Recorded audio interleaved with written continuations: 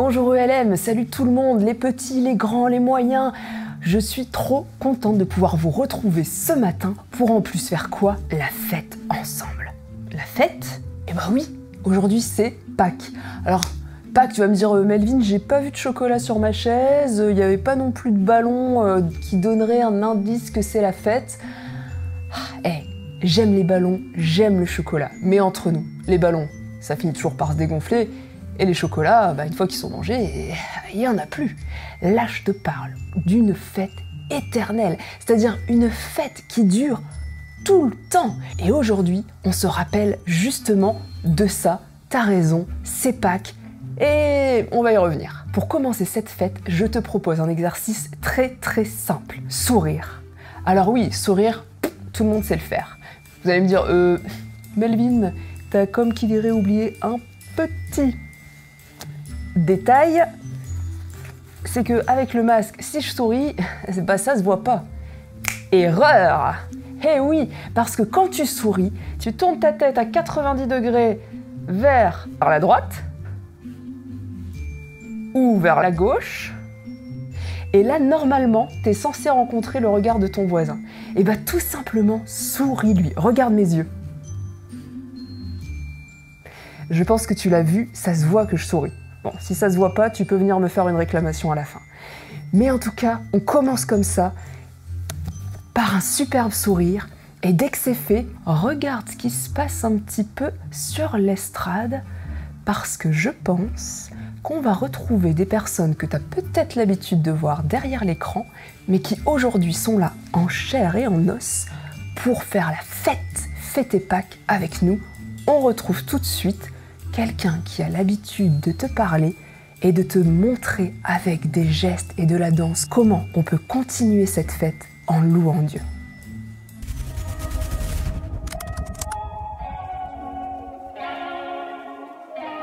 Alors bonjour à tous, je suis vraiment heureuse d'être avec vous pour célébrer cette magnifique fête de Pâques. Alors je vais inviter les enfants. Est-ce qu'il y a des enfants dans la salle ? Alors, je vais inviter les enfants à vous lever, les parents aussi, parce qu'ils sont là aujourd'hui, les grands-parents, les jeunes, les personnes plus âgées. On va tous se lever pour louer le Seigneur ensemble. Alors, je vais vous montrer les gestes, très simples. On va faire ensemble. Je loue ton nom éternel. Seigneur, je célèbre ta bonté. Alors là, on va faire un grand sourire avec nos bras, parce qu'on peut pas se voir, donc on va faire un grand sourire comme ça. Quelle joie! Oh, les beaux sourires, quelle joie! Tu vis en moi. Quelle joie! Tu viens pour nous sauver. Tu viens du ciel sur la terre. On va faire un chemin. Montrer la voie. De la terre à la croix. Payer pour moi. De la croix jusqu'au tombeau. Et du tombeau jusqu'au ciel. Je loue ton nom éternel. Alors on va ajouter les instruments, on va ajouter les voix, tous les anges autour de nous qui vont acclamer le roi des rois, le Seigneur des seigneurs, Jésus-Christ. Ton nom éternel, Seigneur, je célèbre ta bonté.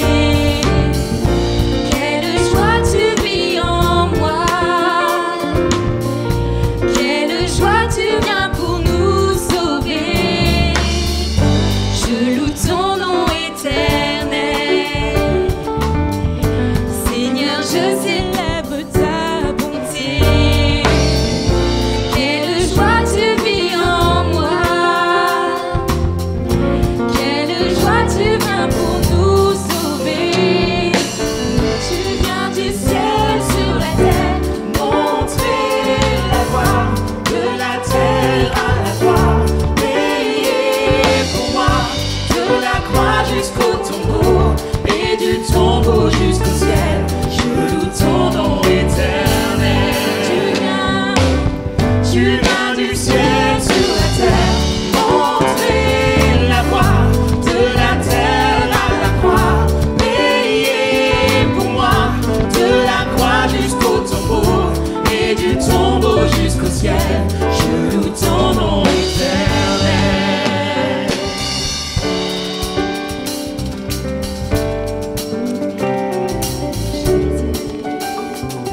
Je loue ton nom éternel.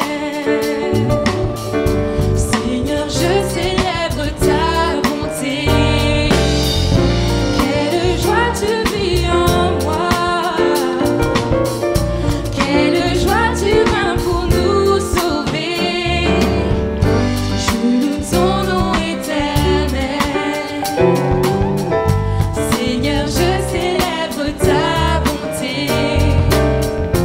Quelle joie tu vis en moi. Quelle joie tu viens pour nous sauver.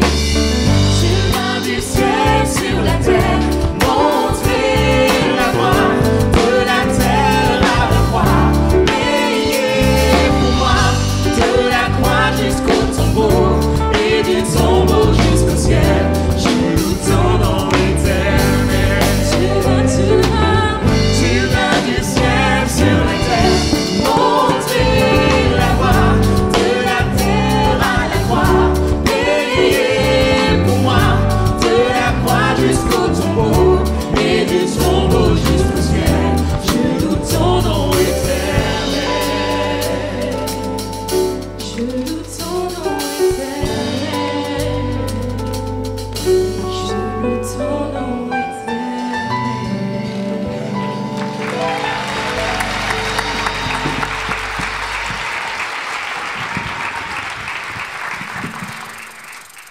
Jésus est la très grande surprise.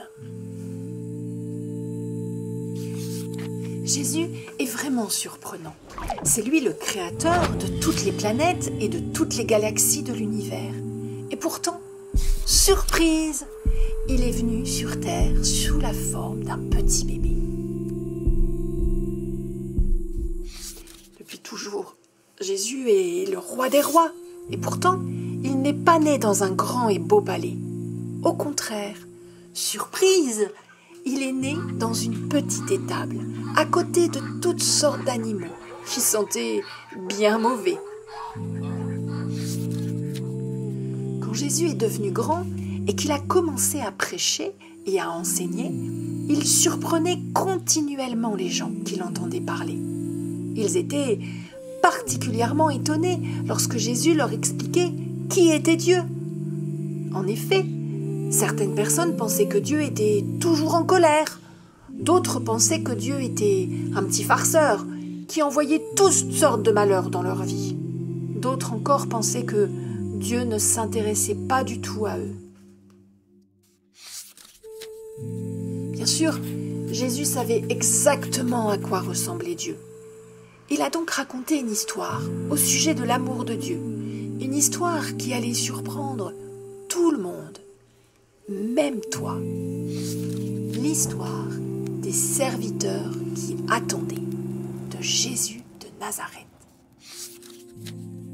Jésus a raconté l'histoire d'un groupe de serviteurs qui attendaient que leur maître, très élégant et très important, revienne d'un grand et somptueux mariage.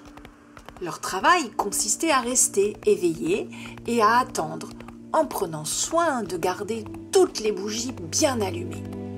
Les serviteurs devaient être prêts à accueillir leur maître dès qu'il rentrerait. Mais ce n'était pas facile, car quand le maître n'est pas là, il y a beaucoup de choses à faire dans la maison. Les serviteurs sont très occupés. Il faut laver la vaisselle et nourrir les animaux, faire la lessive et astiquer les grandes orgues. Et quand tout ce travail est terminé, les serviteurs doivent toujours et encore rester prêts, car lorsque le maître rentrera à la maison, ils vont devoir lui servir une petite collation avant de se coucher, arranger son lit, lui apporter sa plus belle robe de chambre et lui lire une petite histoire pour l'aider à s'endormir. Mais pour le moment, ils attendent. Et attendent. Et attendent encore. Jusqu'au moment où, enfin, le maître revient. Mais les serviteurs vont cependant avoir une énorme surprise. Venez et reposez-vous, leur dit le maître. « Vous devez être bien fatigués de m'avoir attendu aussi longtemps. Venez donc vous asseoir à ma table, et c'est moi qui vais vous servir. Je sais exactement ce dont vous avez besoin. » Fin de l'histoire. Dans cette histoire de Jésus, le maître aime tant ses serviteurs qu'il enfile des vêtements de serviteur et se met à les servir. Quel maître pourrait aimer de la sorte? Quel Dieu choisirait de devenir un serviteur? Surprise! Jésus l'a fait. C'est lui le plus grand de tous les maîtres. Et pourtant, il est devenu serviteur. Tout comme le maître dans l'histoire, Jésus a surpris tout le monde en utilisant sa puissance pour servir. Il a souffert et il est mort sur la croix pour que nous puissions vivre avec lui pour toujours. Mais Jésus avait encore en réserve une très grande surprise. Il est revenu à la vie. Puis il est retourné vers son Père dans le ciel et il nous a alors envoyé son Saint-Esprit qui restera avec nous jusqu'à son retour.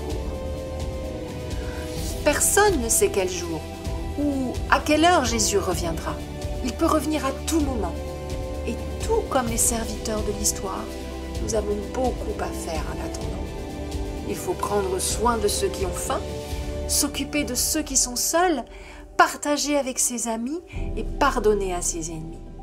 Avant tout, il faut apprendre à aimer Jésus, le plus grand de tous les maîtres, celui qui est devenu serviteur. Il sait ce dont nous avons besoin, parce que c'est de lui dont nous avons le plus besoin. Alors, prépare-toi, le maître revient.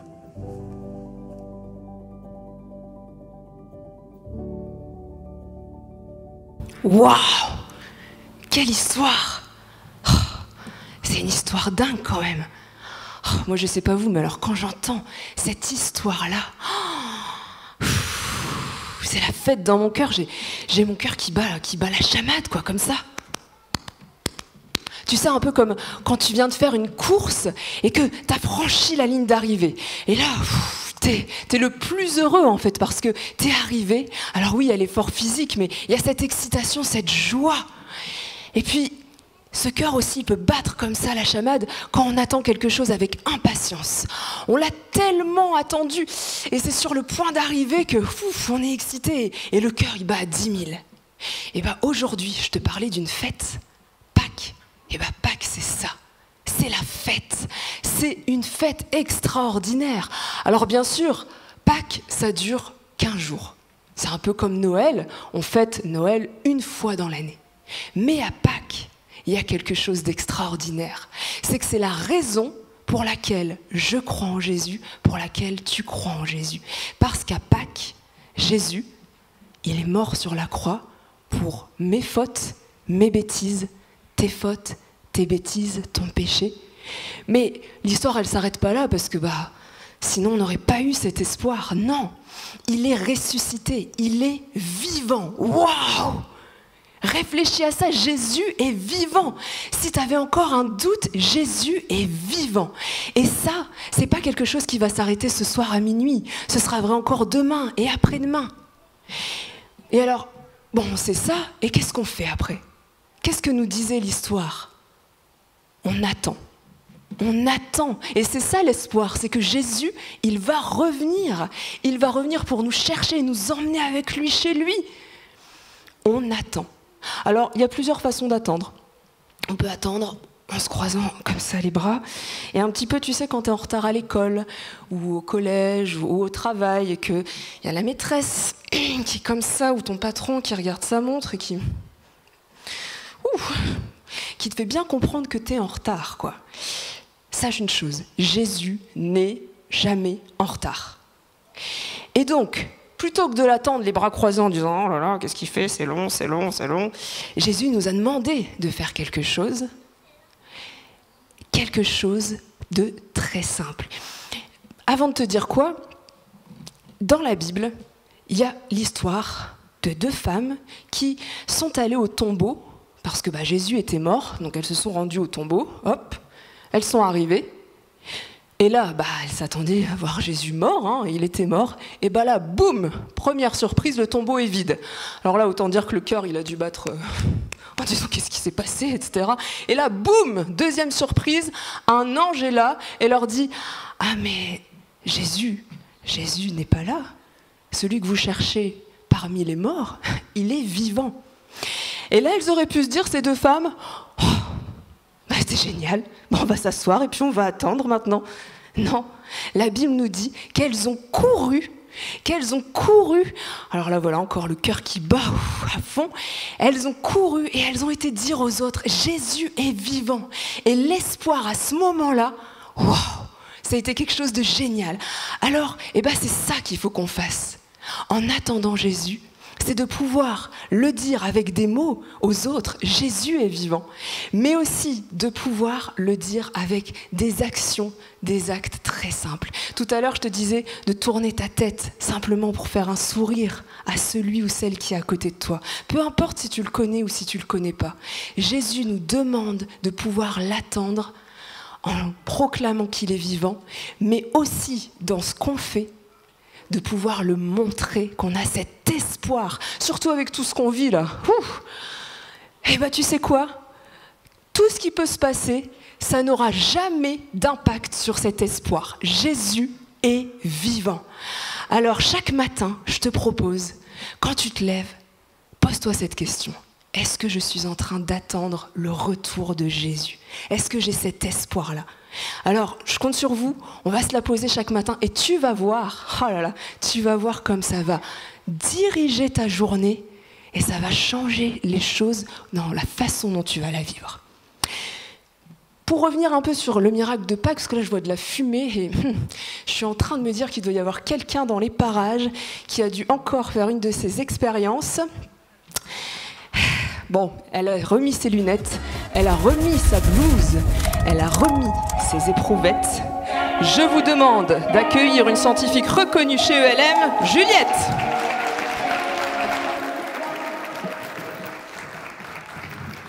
Bonjour à tous. Je suis trop contente d'être là. Il y a du monde ici. Hein.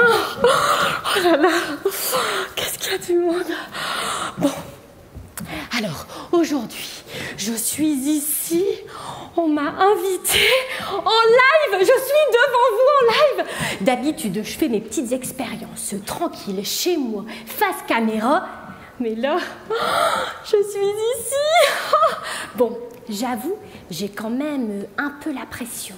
Ouais, il y a monsieur le pasteur qui est là. J'ai pas intérêt à faire des bêtises, à dire n'importe quoi. Il faudrait pas que je fasse exploser l'église. Ouais. En fait, depuis le premier confinement, je me suis découvert une passion pour la physique, la chimie, la biochimie. Et à chaque fois, je découvre une vérité biblique. Ouais. Allez, je vous explique. J'étais tranquillement chez moi, je faisais mes petits essais, mes petits mélanges, tous mes produits, tac, tac, tac. Et là, une réaction chimique, ouais. Et au même moment, je comprends pourquoi Jésus devait donner sa vie pour moi. Ouais, une révélation par la chimie, c'est possible. Bon, alors, rentrons dans le vif du sujet. Je vous montre.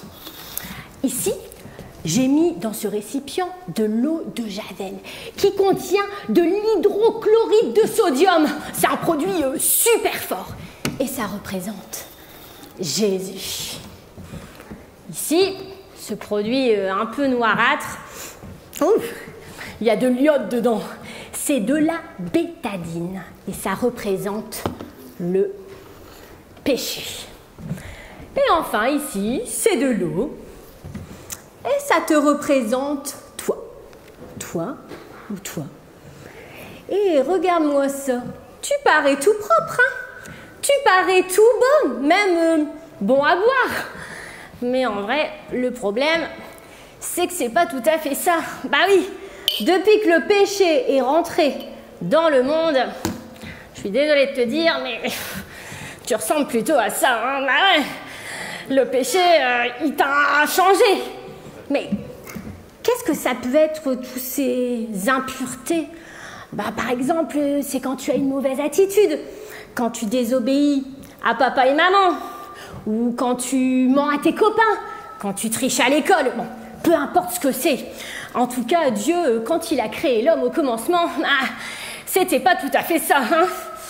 Bref, quand Dieu a vu ça, il s'est dit je peux pas laisser ma créature comme ça. Je peux pas le laisser dans cet état. Mais Dieu, il avait tout prévu. Ouais, il avait un plan de secours, bah oui, le plan de sauvetage parfait. Et c'est Jésus. Jésus est venu sur cette terre. Il a vécu une vie parfaite. Il a tout donné pour nous. Mais voyons voir, si Jésus prenait sur lui tout le péché, à votre avis, qu'est-ce qui se passerait? On essaie? Si je verse la bétadine dans l'eau de Javel,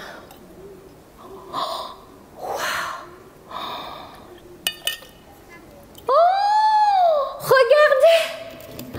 Mais Jésus a vaincu le péché! Wouhou! Regardez! Et le péché, il n'a aucune emprise sur lui! Oh là là, c'est merveilleux! Ah ouais, toi dans tout ça, ouf, t'es encore un peu comme ça. Mais les amis, j'ai une bonne nouvelle pour vous. Ouais. Si tu choisis de dire oui à Jésus, si tu lui demandes de venir te remplir, alors cela change tout. Oh! Jésus est capable de te nettoyer. Oui. Oh là là. Et grâce à ça, Dieu peut te voir au travers de Jésus. Oh. Voilà pourquoi Jésus a donné sa vie. Bah oui, tu n'aurais jamais été capable de nettoyer tes péchés par toi-même. Il te fallait Jésus. Oh, quelle expérience merveilleuse. Bon, on va voir ce que nous dit la Bible, notre manuel d'explication à ce sujet. Dans Jean 3, verset 16, il est écrit « Car Dieu a tant aimé le monde qu'il a donné son Fils unique, afin que quiconque croit en lui ne périsse pas, mais qu'il ait la vie éternelle. » Waouh, quel programme! Oh là là là là là là! Allez, on le répète tous ensemble, je vous invite à vous lever. Isabelle, viens nous montrer des gestes. Allez, tous ensemble. Car Dieu a tant aimé le monde qu'il a donné son Fils unique, afin que quiconque croit en lui ne périsse point, mais qu'il ait la vie éternelle. Oh là là, cette parole, ça nous donne vraiment envie de dire oui à Jésus, hein, n'est-ce pas? Bon, on m'avait laissé 6 minutes top chrono, ça fait 5 minutes 59. Bon, alors je vous laisse les amis, et joyeuses fêtes de Pâques!